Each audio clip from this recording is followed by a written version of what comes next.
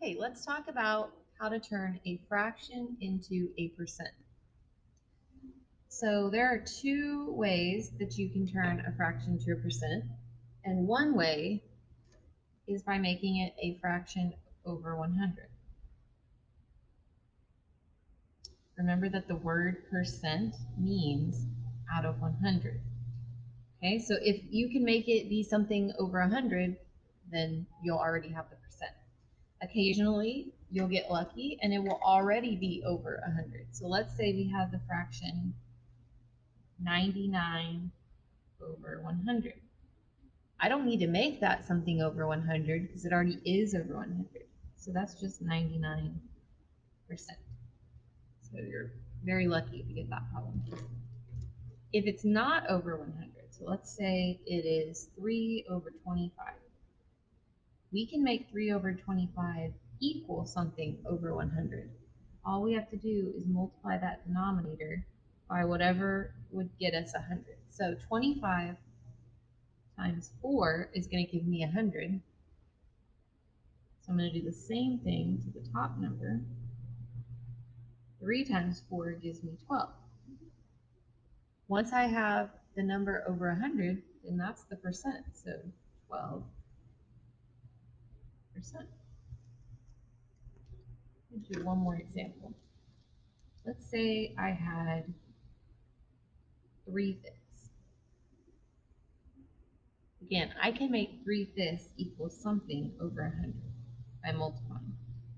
5 times 20 would give me 100.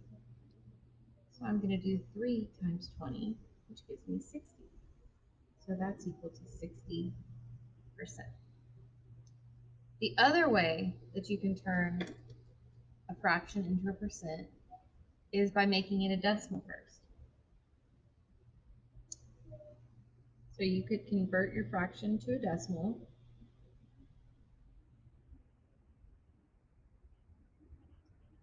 And then once you have it as a decimal, remember we can move the decimal point. We learned that in a previous video. Convert to decimal, move that decimal point 2 times to the right. So there's a couple of reasons that you would want to do this. One is if you're just not comfortable with the other strategy and you're more comfortable with Tybo.